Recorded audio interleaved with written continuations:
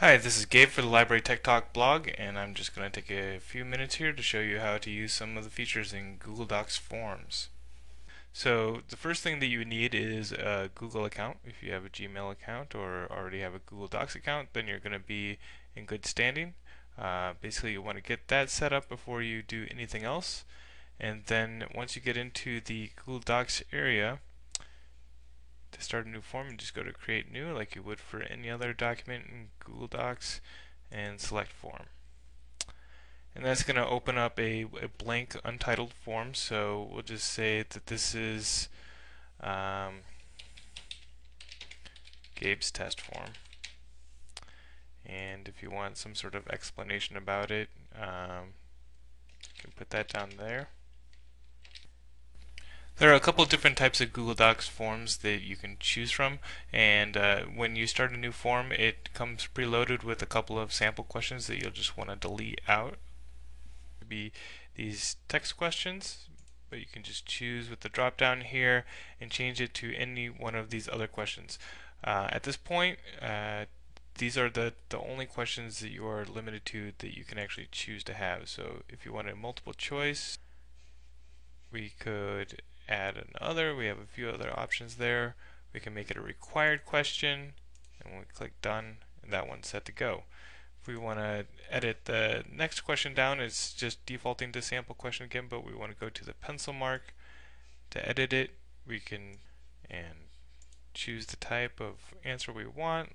We decide we don't want that to be a required question, click done, then we get this is what it's going to look like when they actually are using the form here. And then at this point, if you want to add items, you just go up to the drop down here, you choose the type of question you want. So I want a grid question. I can fill that out in there. I want check boxes for a couple different types of things.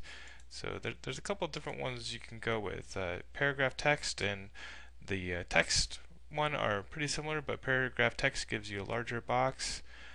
So there's a lot of different options, but not as many options as you might find in some of the other survey tools out there.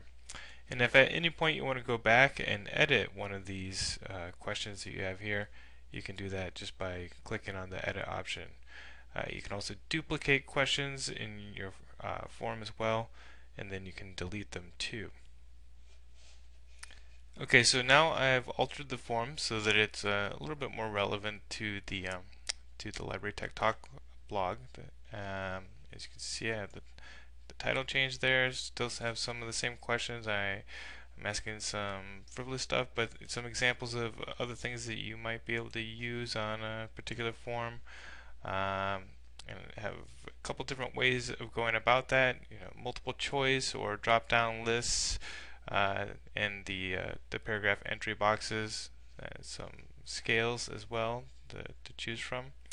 And now, if I wanted to change the overall look of this form, I can go up to the themes area, click on that, and there's a number of different ones to choose from. Unfortunately, as far as I know, not able to create your own theme, but I have a few that I tend to like to use. So I go with the ones that go well with our school colors that we have at the university I work for. So light blue is one of them. And so that tends to match our websites. And this just goes and shows an example of what it might look like. I apply it, and then when I go to the published version of the survey, click on the link on the bottom there, it shows me what it's going to look like. Now, one of the things that I like to do is to actually embed these forms in another place so that it can be within the same website where students might already be going. So this could be used for patrons in a lot of different contexts. So if you want to embed the form on another site, go under More Actions, click on Embed, and you get the embed code there. So in our library we use libguides, and so if I create a new box,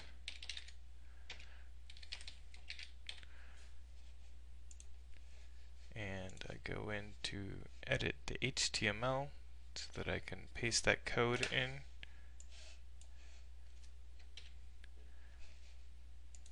update it, save and close. So it's going to pull that information out from the form on the other site, and it's going to put it into my actual libguide. And from here, I would want to alter a little bit the HTML to possibly be a little bit more friendly to the box here. So I might want to go in and change in the box the iframes so that the width is not bleeding over as far as it is right now. So drop a couple of pixels off there, save that and close, and it might take a little bit of tweaking, but eventually you can get something that's going to fit well in most places.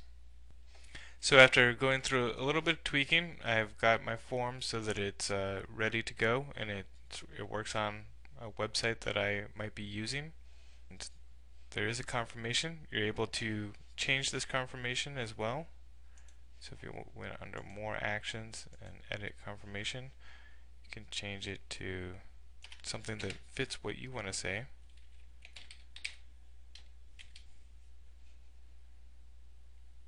So now that we've got that form set up, whenever we log into a Google Docs account, you're going to see it listed amongst your documents. If you click on that form to open up, it's going to automatically take you to the spreadsheet where it's going to show you the different information that has been put in up to that date. So get a couple of different bits of information there, and you have a couple different tools that you can use to alter it.